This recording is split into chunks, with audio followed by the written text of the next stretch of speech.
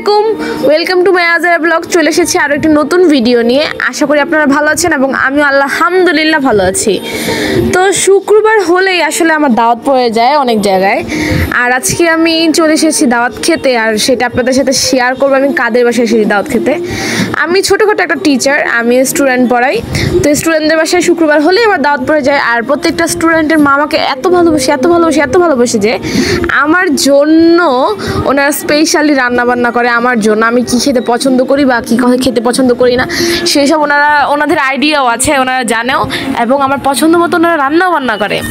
এবং এই যে খাবারটা খাচ্ছি, এই যে আলু দিয়ে যে ভাত খাচ্ছি, এটা হলো আমাদের বিল্ডিংয়েরই আমার এক আন্টি। উনি আমাকে নিজের মেয়ের মতো ভালোবাসে, আর ওনার হাতের রান্না ভাই ওয়াও, জাস্ট ওয়াও, সত্যি উনি খুবই দারুণ রান্না করে। উনি আজকে আমাকে দিয়েছে চিকেন আর মাটন, আর চিকেন এটা করছে হইলো আপনার রোস্ট, আর গরুর মাংসের সাথে ঝাল ঝাল অনেক ইয়ামিন হয়েছিল।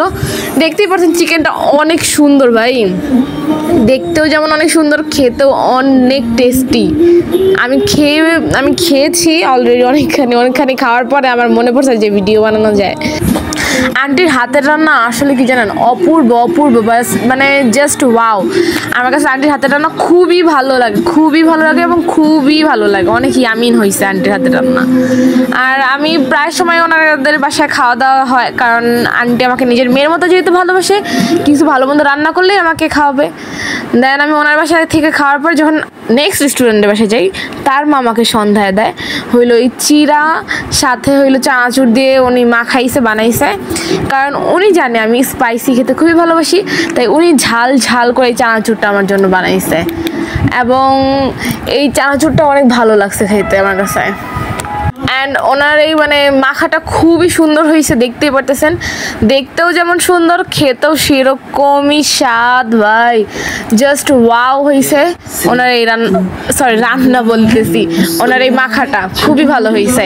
আপনারা খেতে চাইলে করেন, আমি দিয়ে দিচ্ছি, অনেকই আমিন হয়েছে, আমার তো জাস্ট ওয়াও লাগছে।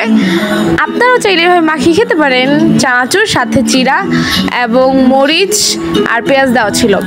নেক্সট স্টুডেন্টের বাসায় আমি খেয়েছি হলো বাখরখানি সাথে রং চা, খুবই স্বাদ। আসলে আমি কখনো না বাখরখানি খাই না, বাট আন্টি যখন দিছে এরপর ভাবলাম যে একবার ট্রাই করা যাক। দেন আমি খাইছি, খুবই ভালো লাগছে।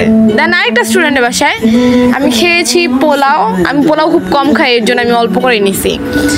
আর দেন নেক্সট এটা আমার ফ্রেন্ডের বাসায় আমি খেয়েছি পপকর্ন। ফ্রেন্ডের বাইকে যখন আমি পড়াইতে গেছি, তখন ফ্রেন্ডের মা আমাকে পপকর্ন ভেজে দিছে, আর পপকর্নটা অনেক ইয়ামিন ছিল, দেখতেই পারছেন, অনেকগুলা পপকর্ন। যেহেতু আমার ফ্রেন্ডের বাসা, তাই ওরকম আলাদাভাবে মানে সাজিয়ে দেয়নি, আমরা সবাই একসাথে বসেই খাচ্ছি।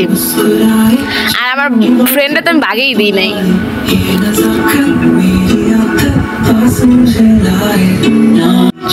দেন আবার আরও একটা স্টুডেন্টের বাসায় আমি খেয়ে ফেলেছি মাংস, সাথে হইলো সাদা ভাত, আর ছিল হইলো চিকেন, যেটা আন্টি করেছে চিলি চিকেন টাইপ, এরকম ঝাল করে।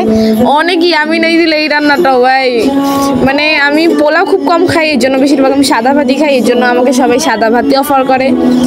আর দেখতেই পারতেছেন যে কতটা সুন্দর হয়েছে, রান্নার স্টাইলটা অনেক সুন্দর হয়েছে, এবং খাওয়া মানে স্বাদটা যে ভাই ওয়াও, জাস্ট ওয়াও, ইয়ামিন হয়েছে, ইয়ামিন, আই লাভ দিস।